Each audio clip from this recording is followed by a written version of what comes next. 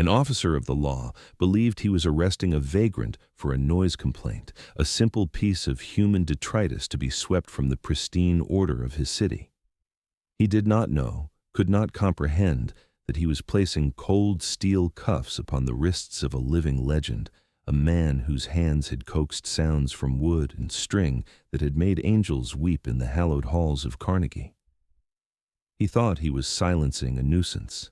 He was, in fact, attempting to silence a miracle, and the universe was about to correct his error with the force of a tidal wave. The subway station at Union Square was a cathedral of chaos, a subterranean lung that never slept. It smelled of ozone from the grinding rails, of stale, sugary pretzels, and the faint metallic tang of human desperation. Light, a sickly yellow-green cast from humming fluorescent tubes, struggled against the oppressive gloom, glinting off grimy tiles and the river of faces that flowed ceaselessly through the tunnels. It was a place of transit, not of lingering, a place to be endured, not experienced. Yet, in a small alcove between a shuttered newsstand and a steel support column painted a garish, peeling blue, a pocket of impossible beauty existed. Here, Elias stood, a man who seemed woven from the very fabric of the city's forgotten things. His coat was a thin, frayed tweed, the color of a winter sky, its elbows worn to a soft shine. His shoes were scuffed but solid, laced with a precision that defied his otherwise unassuming appearance. He was not old, perhaps 50, but his face was a roadmap of a life lived without shields, etched with lines of sorrow and a profound, unshakable peace. He was a ghost at the feast of the city's relentless forward motion, a man most people's eyes slid right over. But then he would lift the violin to his chin, and everything would change. The instrument itself was like him, worn but cared for with a love that bordered on reverence. The varnish was clouded in places where his hand had rested for thousands of hours, the wood darkened with age and effort. It was not a Stradivarius, not a Guarneri, but it was his. It was a vessel. When he drew the bow across the strings, the cacophony of the station did not vanish. Instead, it was rearranged. The screech of a stopping train became a percussive crash, the murmur of the crowd a low, resonant drone, the distant shout of a vendor a fleeting counterpoint. Elias did not fight the noise. He conducted it, weaving it into a tapestry of sound, so poignant and achingly beautiful that it could stop a hurried commuter in their tracks, their hand freezing on their briefcase handle, their destination momentarily forgotten. He was not playing for them. He was playing for the space itself, for the ghosts in the tunnels, for a memory of warmth in the perpetual cold. His eyes were closed, his body swaying gently, a solitary lighthouse in a sea of indifference. It was into this fragile sanctuary of sound that Officer Kincaid strode, his presence a cudgel swung through a spiderweb. Kincaid was a man whose uniform seemed a size too small for his ego. His chest was puffed out, his chin held high, his movements imbued with the jerky, overconfident swagger of a man who mistakes authority for worth. His face was perpetually flushed, a canvas of petty resentments and the simple, brutal joy of enforcement. He saw the world not as a community to be protected, but as a long list of potential infractions, and he was the righteous hammer of judgment. Trailing in his wake, like a reluctant shadow, was Officer Miller, a younger man whose uniform still fit, and whose eyes had not yet been glazed over with the cynicism of the job. Miller saw the crowd, the rapt faces, the man with the violin. Kincaid saw only a violation. The music, a hauntingly complex piece by Bach, swirled in the thick air. It spoke of mathematical perfection and divine sorrow, of order forged from chaos. It was a prayer. Kincaid heard none of it. He heard only noise, unregulated and unsanctioned. He pushed through the small, mesmerized cluster of onlookers, his heavy boots echoing on the concrete with loud, impatient thuds that were a gross intrusion on the melody. He stopped directly in front of Elias, planting his feet wide, his hands on his hips. He was a wall of blue surge and belligerence. Elias, lost in the intricate dance of his fingers on the fingerboard, did not immediately notice. The final, soaring notes of the chaconne hung in the air, vibrating with a life of their own, a fragile, perfect sphere of sound. Only when the last vibration faded into the station's hum did he open his eyes. They were a startlingly clear, pale gray, and they held no fear, only a quiet, weary curiosity. He saw the uniform, the badge, the sneer that was already forming on the officer's lips. "That's enough of that." Kincaid's voice was a rasp, a grating sound that seemed to scratch the air. "You got a permit for this racket?" Elias lowered the violin with a slow, deliberate grace, as if laying a sleeping child in its crib. He rested it gently in its open, velvet-lined case at his feet. The case was as worn as the instrument, its corners reinforced with duct tape, but the velvet inside was pristine, a plush, crimson throne. "Good afternoon, officer." Elias's voice was low and calm, a stark contrast to Kincaid's grating tone. Section 1050.6 of the Transit Authority Code of Conduct. Artistic performances, including the playing of musical instruments, are permitted for the purpose of soliciting donations, provided they do not impede transit operations. The recitation was not defiant. It was a simple statement of fact, delivered with the quiet authority of a man who had taken the time to know his rights. This, more than any argument, was what ignited the furnace of Kincaid's fury. He was not accustomed to being corrected, especially not by someone he had already categorized as insignificant. His face darkened, the flush deepening to a blotchy crimson. "Oh, we got a lawyer here, do we?" Kincaid sneered, his voice rising in volume, drawing more attention. The small crowd, which had started to disperse, now lingered, sensing the friction, the imminent collision of power and stillness. "A subway lawyer. I don't care what your little rulebook says. I've had a complaint. You're disturbing the peace." Officer Miller shifted his weight behind Kincaid, a knot of unease tightening in his stomach. He hadn't heard a complaint. He had heard music. He saw the faces in the small audience, a woman with tears welling in her eyes, a young man recording on his phone with a look of reverence, a hardened construction worker who seemed frozen in place. This wasn't a disturbance, it was a performance. Elias did not raise his voice. He remained a pillar of calm in the swirling storm of Kincaid's anger. "Officer, I assure you, my intention is only to share a moment of music. If I am in the way, I will gladly move." He gestured to his small alcove, but as you can see, I am impeding no one. The sheer reasonableness of the man was gasoline on Kincaid's fire. He needed a reaction. He needed fear, deference, a cowering submission that would validate his dominance. This quiet dignity was a personal affront. He took a step closer, his shadow falling over Elias in his open violin case. He pointed a thick, accusatory finger, not at Elias, but at the violin. "I said, pack it up," Kincaid barked, the sound echoing unnaturally in the cavernous space. "This isn't some concert hall. Pack up your little wooden box and get out of my station." Trinket, wooden box, the words were stones thrown at a stained glass window. Elias's expression did not change, but a flicker of something ancient and protective stirred in his pale eyes. He looked down at the instrument, at the graceful curve of its body and the intricate scroll at its head. He had held this violin through nights of unimaginable grief, its familiar weight a solitary anchor in a world that had dissolved around him. It was not a box, it was a part of his soul. "This instrument," Elias said, his voice still quiet but now infused with a core of steel, "has seen more stages and brought more comfort than you can possibly imagine. It deserves your respect, even if I do not." That was it, the breaking point. For Kincaid, this was not a discussion about rules or respect anymore. It was a raw contest of wills, and he was a man who never, ever lost. The pretense of procedure vanished, replaced by pure, unadulterated power. He reached out, and with the tip of his polished black boot, nudged the side of the open violin case. It was a small, petty, deeply violent act.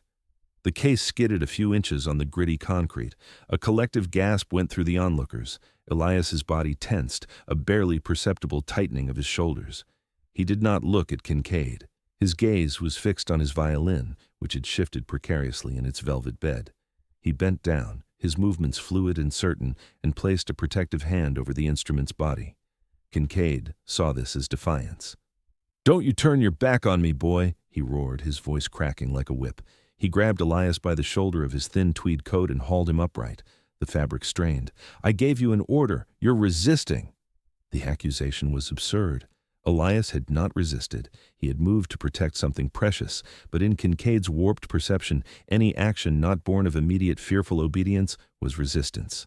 He spun Elias around and slammed him against the cold tiled wall of the station.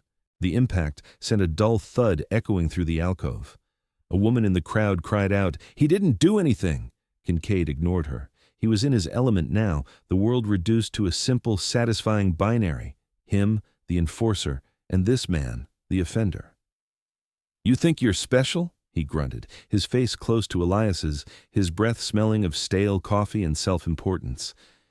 "You think you're above the law because you can scratch out a tune on a fiddle?" He twisted Elias's arm behind his back with practiced, painful efficiency. Elias did not cry out. He did not struggle. His body absorbed the shock, his face turned toward the wall, his eyes closed. The only sign of his distress was a slight tremor in his jaw. Even in this moment of violation, his focus was singular. He had to remain calm. Panic was a luxury he had given up long ago. As the cold metal of the handcuffs bit into the thin skin of his wrists, a single clear thought cut through the humiliation. Protect the violin. "What's your name?" Kincaid demanded, yanking him away from the wall. "Elias Vance," he answered, his voice steady despite the pressure on his arms. "Well, Elias Vance," Kincaid sneered, savoring the moment, "you're under arrest, disturbing the peace, resisting an officer. Let's see how well you play in a holding cell." He looked at the violin case on the ground, a smirk of triumph on his face. "Maybe the rats will appreciate your little concert." He then leaned in, his voice a mocking whisper for Elias alone. "Some big shot you are." It was then that Elias said the words, not as a boast, not as a plea, but as a simple, exhausted statement of a truth that felt like it belonged to another lifetime. "I've played Carnegie Hall." A beat of silence. Then Kincaid threw his head back and laughed. It was a loud, ugly braying sound that filled the station. "Oh, that's rich!" he bellowed, turning to the crowd as if to share the joke. "Carnegie Hall. This bum says he's played Carnegie Hall." "Yeah, and I've conducted the Philharmonic from the back of a patrol car." "You're delusional." But Officer Miller, standing just behind them, did not laugh. He watched Elias's face. He saw no lie, no desperate fabrication. He saw only a deep, profound weariness, the look of a man stating a fact to a world that had no capacity to believe it. Miller's gaze drifted down to the violin case. From his angle, he could see a small, tarnished brass plaque affixed to the worn exterior, half hidden by a strap. The engraving was faint, but he could just make out the words, "To Elias, my finest student, may your music forever fill the quiet spaces." V.V. Kincaid jerked Elias toward the exit, leading him away like a prize. "Miller, bag the evidence," he commanded over his shoulder, his voice dripping with condescending authority. "Tag that piece of junk, miscellaneous wood and string." Contraband. Contraband. The word hung in the air, obscene and wrong. Miller knelt. He did not see a piece of junk. He saw the loving wear on the fingerboard, the faint dusting of rosin near the bridge, the way the velvet lining was perfectly molded to the instrument's shape. This was not an object. It was a life partner. He gently closed the lid, the click of the latches sounding like a final somber note. As he lifted the case, its weight felt substantial, heavy with more than just wood and glue. It felt heavy with history. He ran his thumb over the small brass plaque again. To Elias, V. And a name, whispered by Elias in a moment of duress, echoed in his mind. A name Kincaid had mocked. Carnegie Hall. As they marched him through the station, a handcuffed man in a frayed coat, Elias retreated from the jeers and the stares, from the cold reality of the steel on his wrists. He went to the one place they could not touch. He went back in time. The harsh, fluorescent glare of the subway dissolved into the warm, golden glow of stage lights. The smell of grime and concrete was replaced by the scent of old wood, velvet seats, and the faint electric perfume of 1,000 expectant breaths. He was not in a subway tunnel. He was standing center stage at Carnegie Hall. The violin in his hands was not his faithful companion from the alcove, but a different beast entirely. The Titan, a 1727 Stradivarius, on loan to him for this one singular night. It felt alive under his touch, a conduit of immense power that hummed against his chin. He could feel the vast, silent darkness of the hall before him, a living entity holding its breath. In the front row, he could just make out the severe, proud face of his mentor, the legendary maestro Valerius, his silver hair a beacon in the dim light. Valerius, the man who had discovered him, molded him and pushed him to the very edge of his own genius. He remembered the terror. It was a physical thing, a cold knot of ice in his stomach. Every great violinist in history had stood on this spot. The ghosts of Heifetz, of Oistrakh, of Stern were all there, watching, judging. He felt small, an impostor. He caught Valerius's eye. The maestro did not smile. He did not offer a comforting gesture. He simply gave a single, sharp, almost imperceptible nod. It was not a nod of encouragement. It was a nod of command. Play, it said. Do what you were born to do. Do not disappoint me. Do not disappoint the music. And so he had played. He had poured every ounce of his life into the performance. The lonely nights of practice, the joy of discovery, the pain of sacrifice, the terror, the hope. The music had flowed out of him, a torrent that filled every corner of the vast hall, that wrapped around every soul in the audience and held them captive. When the final note of the concerto had faded, there was a moment of absolute, perfect silence. It was a sacred void, more profound than any applause. Then, the hall had erupted. It was not just clapping, it was a roar, a physical wave of sound and emotion that washed over him, that seemed to lift him from the floor. He saw people on their feet, tears streaming down their faces. He saw Valerius, the stern maestro, with a single slow tear tracing a path down his weathered cheek. That single tear had meant more to him than the entire standing ovation. It was validation. It was absolution. "Move it, maestro," Kincaid's voice shattered the memory, yanking him back to the cold, grimy present. They were on the street now, the city's noise a blunt instrument against his ears. Kincaid shoved him toward the open door of a patrol car. The indignity of it was a physical blow. He had to bend his cuffed body at an awkward angle to get inside, his head bumping against the doorframe. The door slammed shut, encasing him in the sterile plastic and vinyl smell of the back seat. Through the wire mesh, he saw Kincaid laughing with another officer. He was a joke, a story to be told back at the precinct, a crazy bum who thought he was a concert violinist. The memory of Carnegie Hall was not a comfort now. It was a cruel counterpoint to his reality, a glimpse of a heaven from which he had been cast out. The precinct was a hive of controlled chaos. Phones rang incessantly, voices droned over radios. The air was thick with the smell of burnt coffee, disinfectant, and the low-grade misery of people at their worst moments. Kincaid paraded Elias through the main booking area with the air of a big game hunter showing off a trophy. "Got a live one here, Sarge?" Kincaid announced to the grizzled desk sergeant, a man whose face looked like a crumpled piece of paper. Disturbing the peace, resisting, and suffering from delusions of grandeur, thinks he's played Carnegie Hall. The sergeant grunted, not even looking up from his paperwork. "Put him in processing and fill out the 7A form. I want it in triplicate." Officer Miller followed them in, carrying the violin case. He felt the eyes of every officer in the room on him, on the case, on the strange, quiet man in the frayed coat. Kincaid pointed to the evidence intake table. "Log that thing. Property of John Doe until we run his prints. Label it miscellaneous wood object." Miller placed the case on the scarred wooden table. Around it were other artifacts of ruined nights, a baggie of narcotics, a cheap knife, a wallet emptied of its cash. The violin case looked ancient and noble among the sordid debris. Miscellaneous wood object. The phrase felt like a sacrilege. Miller's hand lingered on the case. He thought of his grandfather, a high school music teacher who had played cello in the local community orchestra.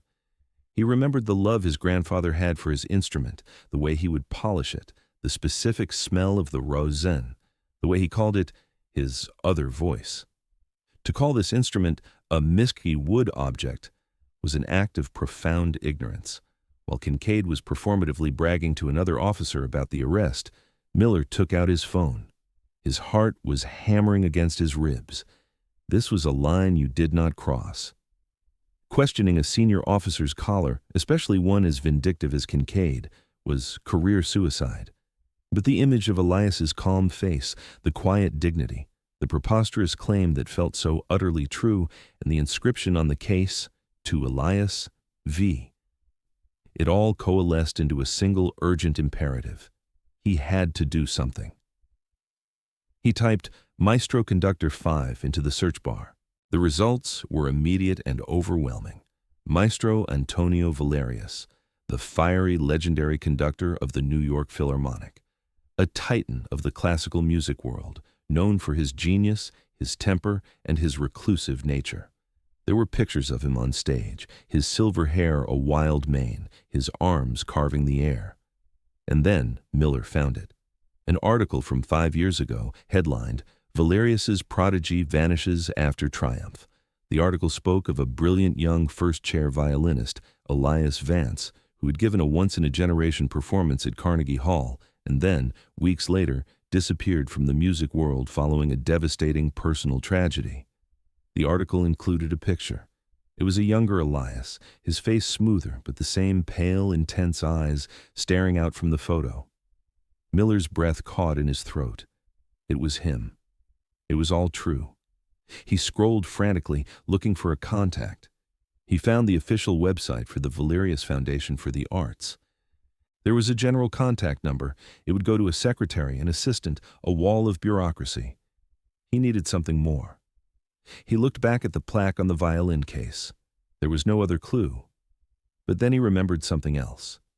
As Kincaid had been mocking him, Elias had murmured something under his breath about the violin, a name. It sounded like Il Canone, the canon. Miller knew it was a long shot, a desperate, insane gamble. He slipped out of the main booking room and into a deserted hallway, the sound of his own pulse roaring in his ears. He dialed the number. A crisp, professional voice answered. "Valerius Foundation, how may I direct your call?" I need to speak with Maestro Valerius," Miller stammered, his voice tight with adrenaline. "The maestro's in a meeting. May I take a message?" The voice was polite but firm, a verbal gatekeeper. "This is an emergency. It's about Elias Vance." A slight pause on the other end. "Mr. Vance has not been affiliated with the foundation for several years. If you have information on his whereabouts—" "He's been arrested," Miller cut in, his voice low and urgent. "He's at the 17th precinct. An officer. There was a misunderstanding. You have to tell the maestro. Tell him they have Elias. And tell him it's about his Il Canone." He wasn't sure if it was the name of this specific violin, but it was the only card he had to play. The silence on the other end stretched for a long, agonizing moment. Miller thought the assistant had hung up. Then the voice came back, all politeness gone, replaced by a sharp, sudden intensity. "Stay where you are. What is your name and badge number?" Miller gave it, his hand shaking.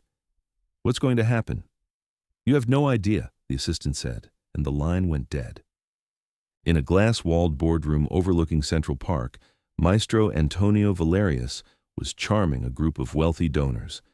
He was smiling, a rare and calculated expression, his voice a low, mesmerizing hum as he described his vision for a new youth orchestra. His assistant, a young man named Julian, who was preternaturally calm, approached the table and bent to whisper in the maestro's ear. Valerius's smile did not falter, but a flicker of annoyance crossed his eyes at the interruption. "Maestro," Julian whispered, his voice barely audible. "A call from an NYPD officer. He says they have Elias Vance in custody at the 17th precinct." The smile on Valerius's face did not just falter. It shattered. The warmth in his eyes was extinguished, replaced by a sudden glacial cold. The donors at the table shifted uncomfortably, sensing the abrupt shift in the room's temperature. "He mentioned something else," Julian added, his own voice tight. "He said to tell you it was about Il Canone." That was the key. The name of Paganini's famously powerful violin and the private nickname Valerius had given to Elias himself in his youth, for the sheer force and passion of his playing. It was a name no one else would know. The maestro's face became a mask of controlled fury. He pushed his chair back, the legs scraping loudly on the polished floor. He stood up, his towering frame seeming to suck all the air out of the room. "Gentlemen," he said to the stunned donors, his voice no longer a charming hum but a flat, hard command. "This meeting is over." He didn't wait for a response. He turned and strode toward the door, Julian scurrying to keep up. "Get the car," Valerius snapped. "Now, and get Commissioner Davenport on the phone. Tell him it's a Code V." Julian's eyes widened. Code V. It was a protocol they had established years ago, a relic from a time when Elias's public profile and fragile mental state after his family's accident had made him a target for the press and others. It meant one thing: drop everything, bypass all channels, and bring the full weight of the maestro's considerable influence to bear. It had not been used in 5 years. The police commissioner, a man who sat on the board of the Philharmonic and whose pet charity project, the Police Athletic League, was funded almost entirely by Valerius and his wealthy friends, took the maestro's call in the middle of a press conference. He listened for less than 30 seconds, his face paling. He made a hurried apology and walked off the stage, barking orders into his phone. The gears of power, normally so slow and rusted, began to turn with terrifying speed. A call was made to the head of internal affairs. A captain, a man known for his brutal efficiency and incorruptibility, was diverted from an ongoing investigation and given a new, top-priority directive: get to the 17th precinct and meet Maestro Valerius. The response was not just swift. It was overwhelming, a deployment of institutional force wholly disproportionate for a routine vagrancy arrest.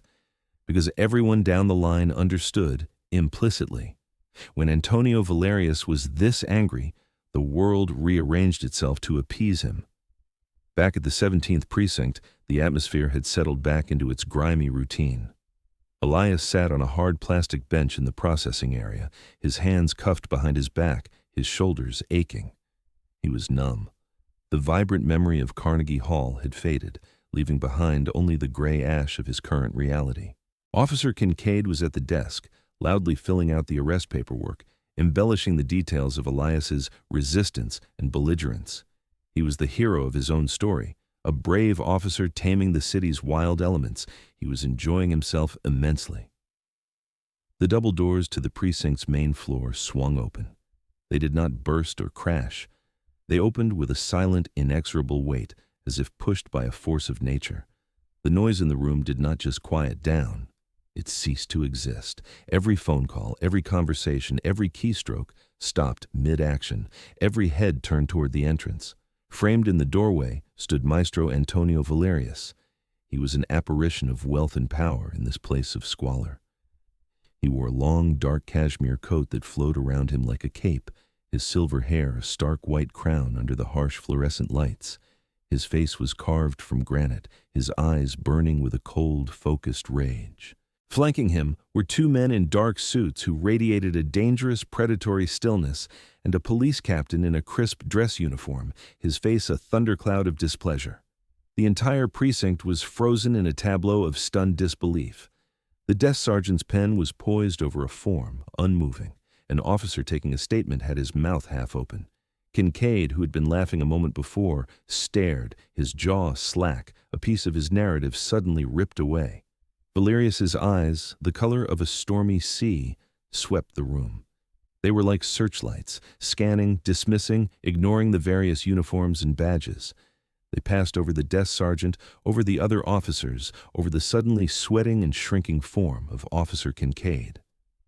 Then they found him. They locked onto the small, slumped figure on the bench. Elias Vance. The maestro moved. He did not hurry.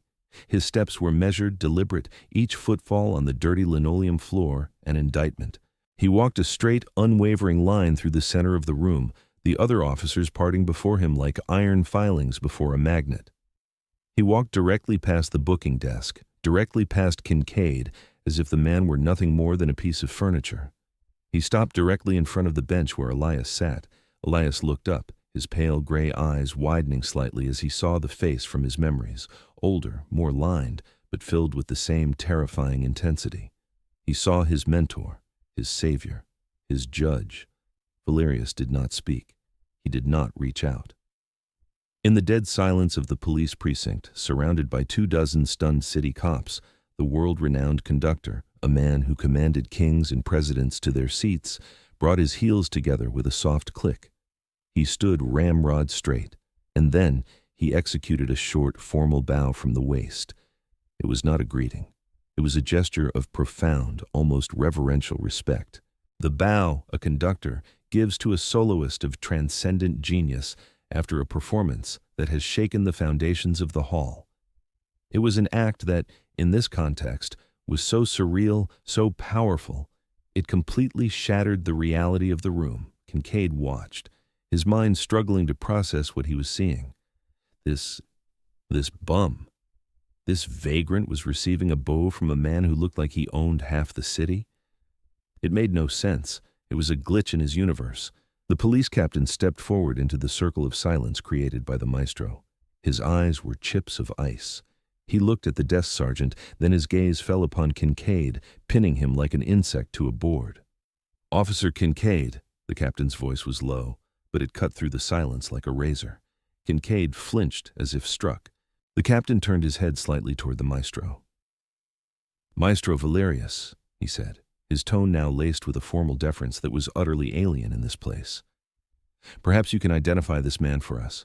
The arresting officer's report lists him as a transient with no verifiable identity." Valerius straightened from his bow. He never took his eyes off Elias. "His identity is not verifiable," he said, his voice a quiet rumble that nonetheless seemed to make the very air vibrate. "That is because you are not equipped to verify it."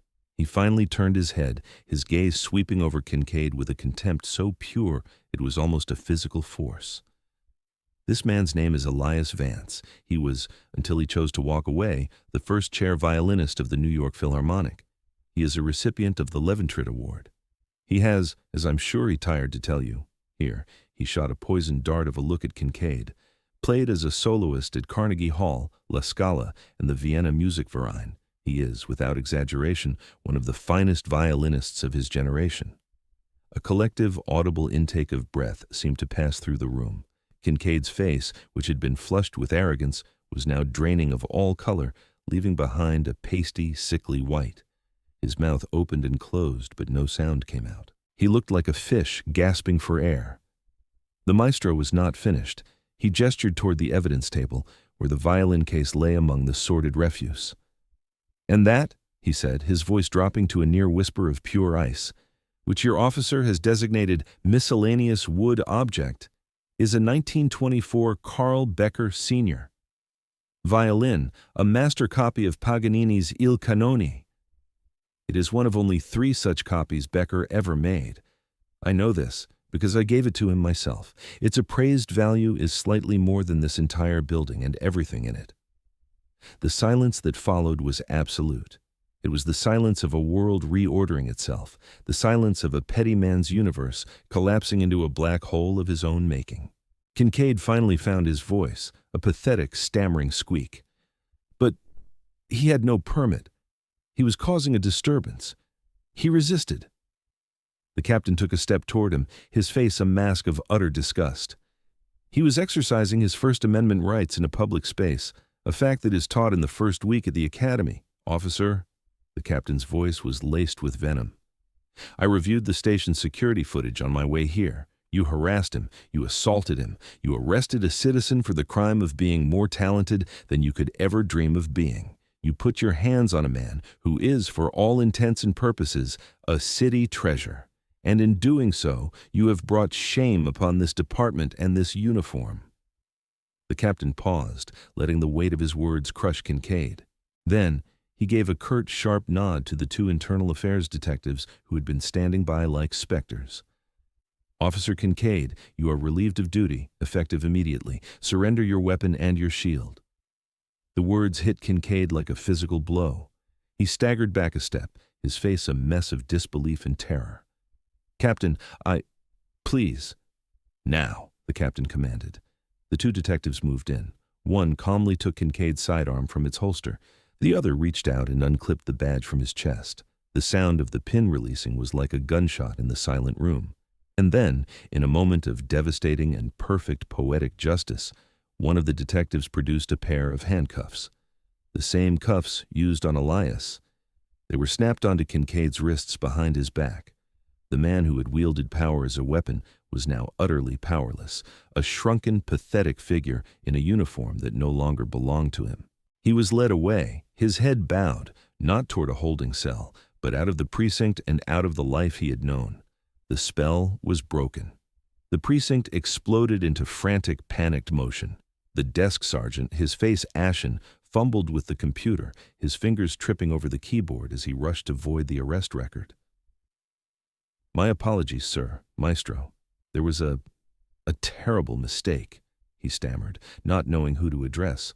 Valerius ignored him completely. He knelt before Elias, his movements surprisingly gentle.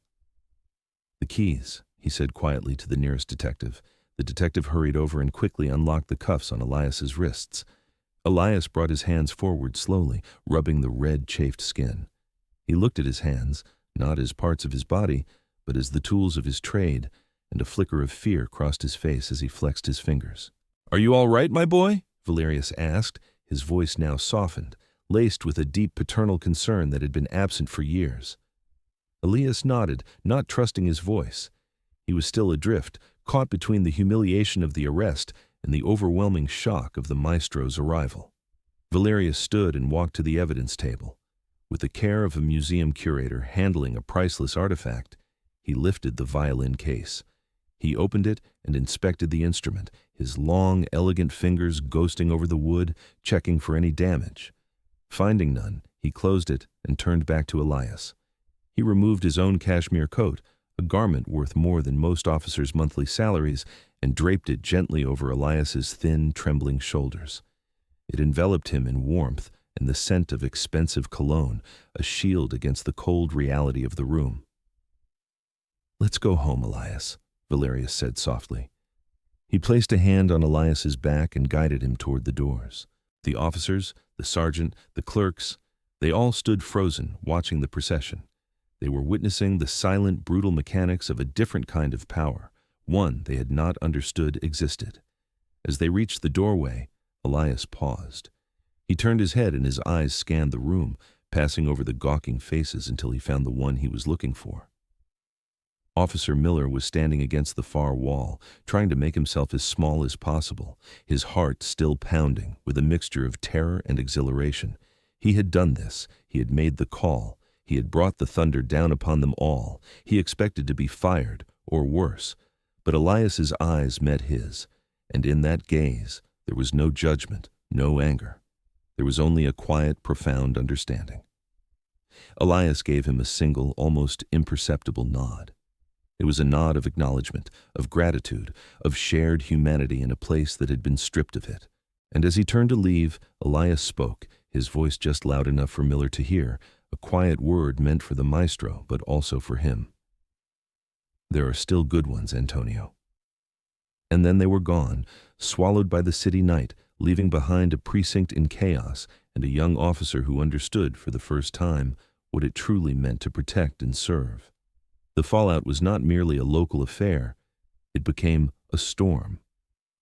A reporter, tipped off by a clerk inside the precinct, had caught a photo of the maestro escorting the disheveled Elias out of the station.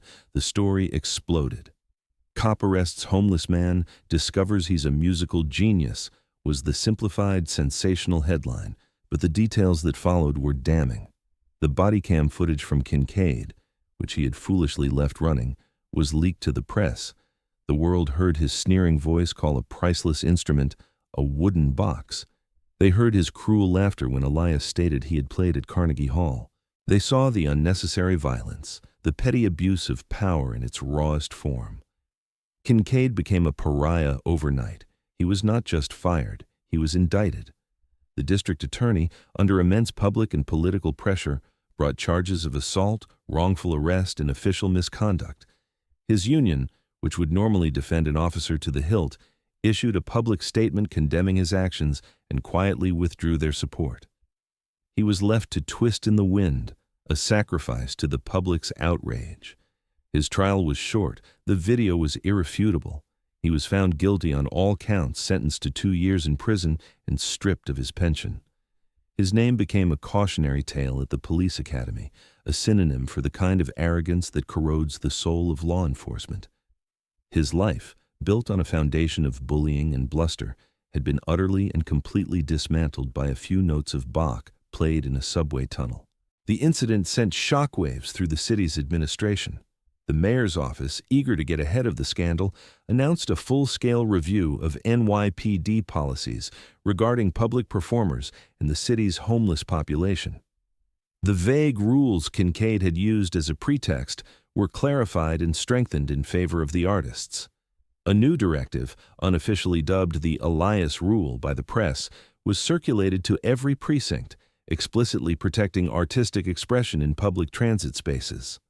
Furthermore, the police commissioner, at the strong suggestion of Maestro Valerius, instituted a mandatory department-wide training program focused on de-escalation, cultural sensitivity, and recognizing the signs of mental health crises versus non-compliance.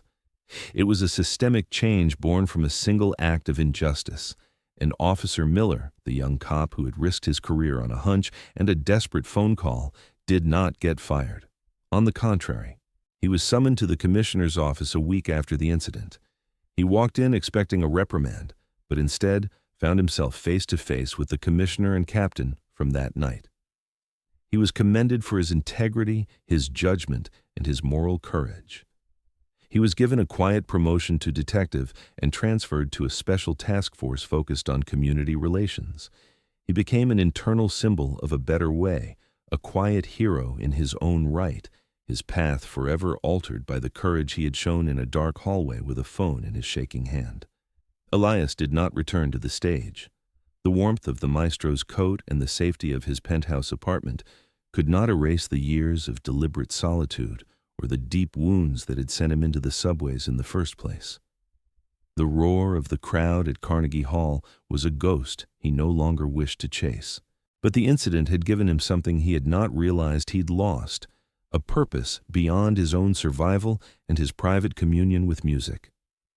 With the full backing and immense resources of the Valerius Foundation, he established a new initiative, the Subway Symphony.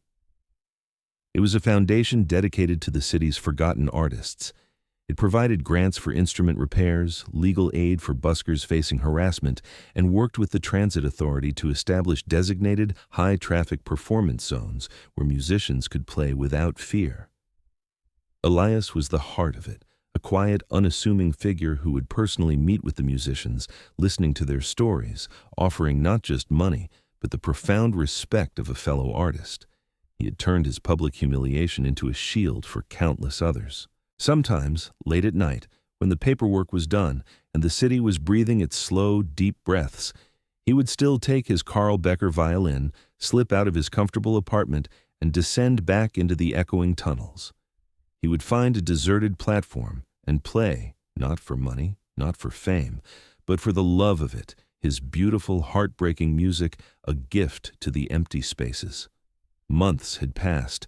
It was a cold Tuesday night in February. Elias was on the deserted platform at 59th and Lexington, the place where it had all begun, his bow dancing across the strings, pulling a sorrowful melody from a Schubert sonata. When he finished, the final note hanging in the cold air, he sensed he was no longer alone. A man was standing at the far end of the platform, his hands shoved in the pockets of a thin jacket, his shoulders hunched against more than just the cold. The man walked slowly toward him. As he stepped into the light, Elias recognized the face. It was Kincaid. He was thinner, his face gaunt, the arrogant flush replaced by a permanent weary pallor. He was no longer a symbol of power, just a man, broken and lost. Kincaid stopped a few feet away, his eyes fixed on the violin. He looked haunted. He waited respectfully until Elias had carefully placed his instrument back in its case. I got out last week, Kincaid said, his voice a rough, unused thing. Good behavior. He swallowed hard, his gaze falling to the grimy platform floor. I saw on the news what you're doing for the other players. Elias said nothing. He simply watched him, his pale gray eyes holding not anger, but a deep, sorrowful wisdom. I needed to find you, Kincaid continued, his voice cracking. I needed to say it. I'm sorry.